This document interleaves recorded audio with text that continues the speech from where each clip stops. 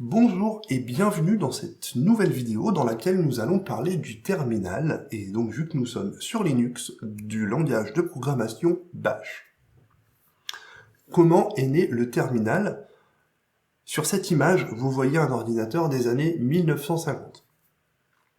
Imaginez une pièce de 40 mètres carrés, réquisitionnée sur toute sa périphérie uniquement pour un ordinateur. Sachez que l'ordinateur que vous voyez en photo ici est plusieurs centaines de milliers de fois moins puissant qu'une calculatrice 2D de niveau collège. Donc vous imaginez la taille de l'ordinateur pour avoir une puissance de calcul qui aujourd'hui nous paraît dérisoire.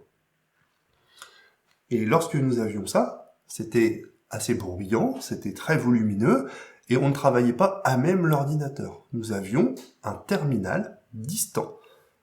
Le terminal distant, c'est ce que nous avons ici quand nous ouvrons un terminal.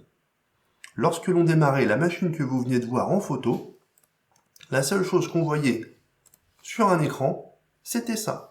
L'ordinateur était démarré, vous n'aviez pas les menus, ici, vous imaginez, vous n'aviez que ça d'affiché. C'était la seule chose que l'ordinateur nous affichait. Il n'y avait aucun rendu, et en plus à l'époque c'était même en unicolore, un fond noir, une écriture blanche. Ça s'appelle le prompt. Dans un prompt qui paraît très basique, nous avons pourtant déjà pas mal d'informations. Dans ce prompt-là, nous avons Laurent. Laurent, c'est l'utilisateur actuel dans le terminal. Je suis Laurent. Je suis sur une machine qui se nomme Ubuntu. Je suis sur la machine de test Ubuntu Mate. Le nom d'origine, c'est Ubuntu, je ne l'ai pas changé. La troisième information, c'est le tilde. Le tilde signifie que je suis dans le dossier utilisateur Laurent, à la racine, c'est-à-dire l'équivalent d'un home Laurent. Le tilde, ici, est l'équivalent de ce dossier-là. Et la dernière chose, vous avez le signe $, qui paraît anodin comme ça, et pourtant sachez que le signe dollar a déjà son importance. Le signe $, signifie que je suis utilisateur sans privilège. C'est-à-dire que si je tape une commande, il va me la refuser, car cette application a besoin des droits administrateurs. Le $, signifie que je suis simple utilisateur. Si je passe super utilisateur, avec sudo espace -i, je tape mon mot de passe, et là, je deviens root super utilisateur, et le $ a été transformé en dièse. Le dièse signifie que je tape les commandes avec des droits privilégiés d'administrateur. Donc voilà déjà les informations que nous avons simplement sur le prompt. Donc, un prompt, une petite ligne, 4 informations. 1. Utilisateur. 2. Le nom de l'ordinateur. 3. Le dossier dans lequel je me trouve. Et la 4. Les privilèges ou non que j'ai avec ce compte. Dans un terminal, qu'est-ce qu'on va faire? Dans un terminal, nous allons lancer des commandes. Si je tape une commande echo bonjour tout le monde, l'ordinateur me répond bonjour tout le monde. Les premières utilisations d'un ordinateur, c'était ça, uniquement des lignes de commande. Il y a deux types de commandes, les commandes internes et les commandes externes. Les commandes internes signifient qu'elles sont prises directement en compte dans le bash. Les commandes externes sont des commandes qui ont été rajoutées grâce à des applications, grâce à votre environnement de bureau, grâce à votre distribution, etc. Comment faire pour les reconnaître? Pour ça, il y a une fonction. Elle s'appelle type. Si je fais type echo, je sais qu'echo est une commande primitive du shell. Elle est intégrée dans le bash. Si je tape type cd, cd est une primitive du shell également.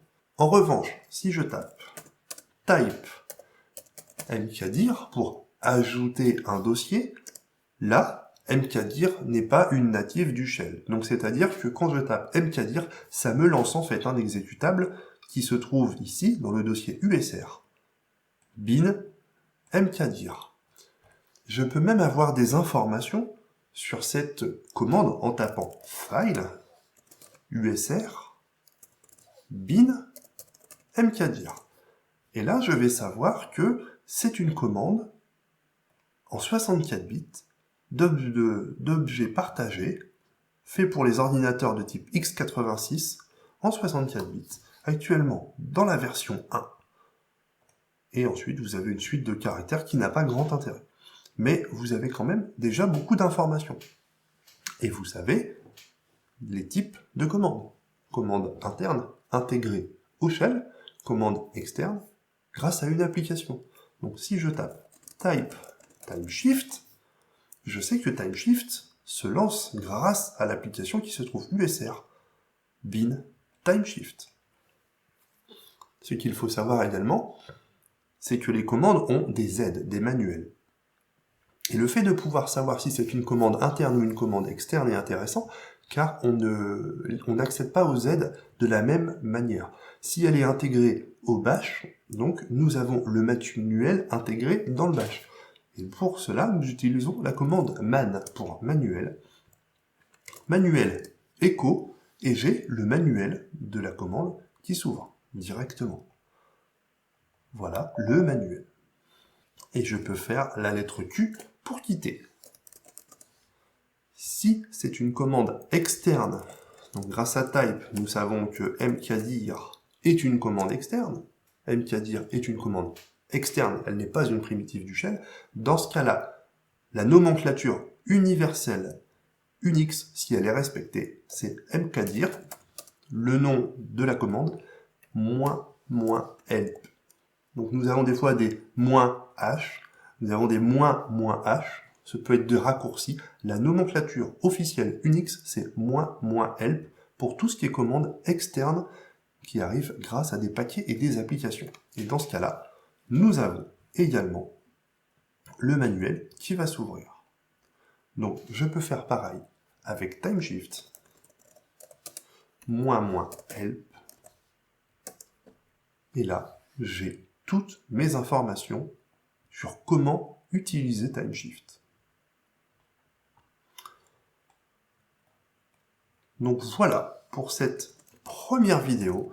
Ce sera des vidéos plus courtes. Dans chaque vidéo, nous verrons un point précis, une ou deux commandes, peut-être une commande si elle nécessite un peu plus de temps. Ça va être un nouveau format que vous allez découvrir.